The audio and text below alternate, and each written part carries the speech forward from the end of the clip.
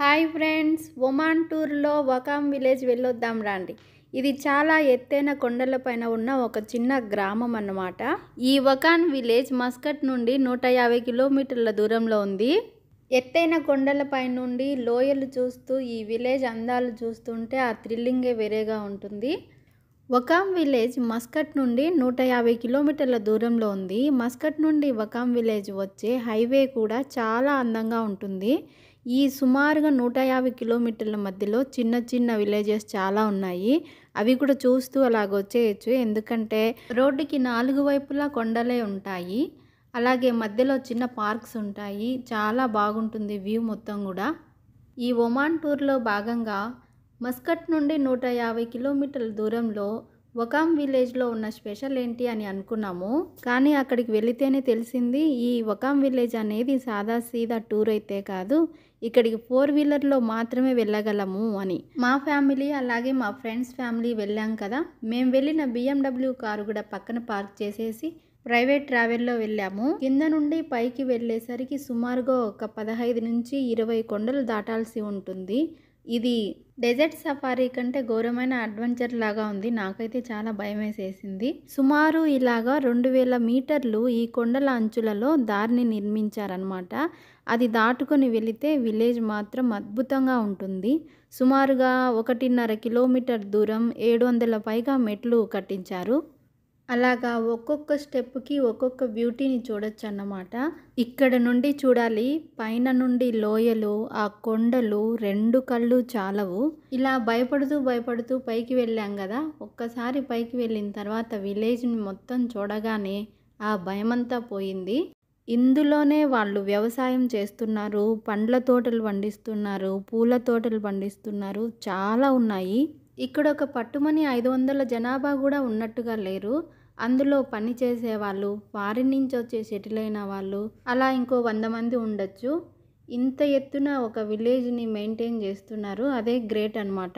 చూస్తున్నారు కదా, ఇలాగ టూరిస్టులు తప్ప మనకి లోకల్స్ ఎవరు కనిపించరు. కనిపించినా మనం ఫొటోస్ వీడియోస్ లాంటివి ఏవి తీయకూడదు. చూశారు కదా అక్కడ ప్రైవేట్ ట్రావెల్స్ వాళ్ళే మనల్ని జాగ్రత్తగా పైకి తీసుకొని వచ్చి అక్కడ వదిలిపెడతారు. 2 అవర్సా 1 అవరా మనం చెప్పాము అని అంటే దాని తర్వాత అంతవరకు వెయిట్ చేసి మనల్ని తిరగా జాగ్రత్తగా కిందకి దింపుతారనమాట. నేను ముందుగా చెప్పినట్లు 700 స్టెప్స్ ఉన్నాయి కదా. ఈ స్టెప్స్ వెంట నడుస్తూ వెళ్ళాము అంటే అక్కడక్కడ మనకు ఇల్లులు కూడా కనిపిస్తాయి. చూస్తున్నారు కదా, వాళ్ళు ఇక్కడే వ్యవసాయం కూడా చేస్తున్నారు. మనం ఇక్కడ చూడొచ్చు, దుక్కి దున్ని పెట్టారు, అంటే ఫ్లవింగ్ వేసి పెట్టారు. అలాగే మొలకలు వచ్చిన ప్లేస్ని కూడా చూడొచ్చు. అలాగే బాగా పండిన పంటని కూడా చూడొచ్చు. అలాగే ఇక్కడ వాళ్ళు ప్రేయర్ చేసుకోవడానికి మసీదు కూడా ఉంది, క్లినిక్ కూడా ఉంది. కానీ స్కూల్ మాత్రం లేదు అన్నారు. మమ్మల్ని తీసుకుని వచ్చిన అతను తన పిల్లల్ని కొండ క్రింద ఉన్న విలేజ్లోని స్కూల్లో వదిలిపెట్టి సాయంత్రం తీసుకుని వస్తూ ఉంటారంట ప్రతిరోజును. చూస్తున్నారా పచ్చని పంటలు ఎంత గ్రీనరీగా ఉన్నాయో. ఆ వెనుక పక్కన కొండలు, ఈ మధ్య భాగంలో ఎల్లో కలర్లో ఉన్న చెట్లు చాలా అందంగా ఉన్నాయి కదా. అక్కడ ఒక వాటర్ ట్యాంక్ని చూశారు కదా. అదే వాటర్ ట్యాంక్ నుంచి వీళ్ళు పండించుకునే పంటలకి వాళ్ళు వాడుకోవడానికి కూడా ఉపయోగించుకుంటూ ఉంటారంట. ఈ వాటర్ ఫెసిలిటీ అంతా కూడా కింద నుంచి వాటర్ పైప్ లైన్లు వేసి పైప్ లైన్ల ద్వారా ఇలా ట్యాంకులకి నింపుకుంటూ ఉంటారంట. ఈ స్టెప్స్ ఎక్కే దారి పొడవునా అటు ఇటు ఫెన్సింగ్ వేసి పెట్టారు. కానీ ఏ ప్రమాదం లేకుండా ఉండడం కోసము వీళ్ళు చాలా జాగ్రత్తలు తీసుకున్నారు. మరొకటి ఆలోచన చేస్తే కరెంట్ ఫెసిలిటీ ఎలాగా అని వీళ్ళు ఇక్కడ సోలార్ ప్యానెల్స్ ద్వారా లైట్లను వెలిగించుకుంటున్నారు. ఇక్కడ దారి పొడవును కూడా దానిమ్మ చెట్లు ఉన్నాయి. అలాగే దానిమ్మకాయలు కూడా చెట్టు నిండా ఉన్నాయి. కానీ ఎవ్వరూ వీటిని తగలట్లేదు. మనము మామూలుగా అయితే గార్డెన్కి ఇరువైపులా డెకరేషన్ చెట్లు వేస్తాం కదా.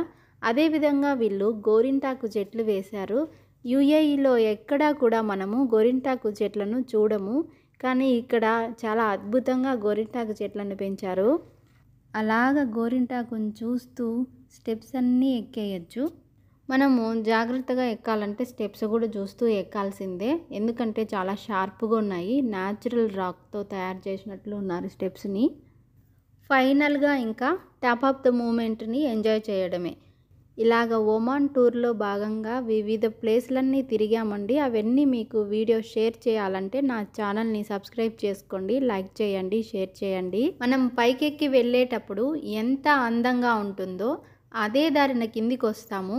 కిందికి వచ్చేటప్పుడు కూడా చాలా థ్రిల్లింగ్గా ఉంటుంది. అసలు ఈ దారినైనా మనం వచ్చింది అనిపించేలాగా ఉంటుందన్నమాట.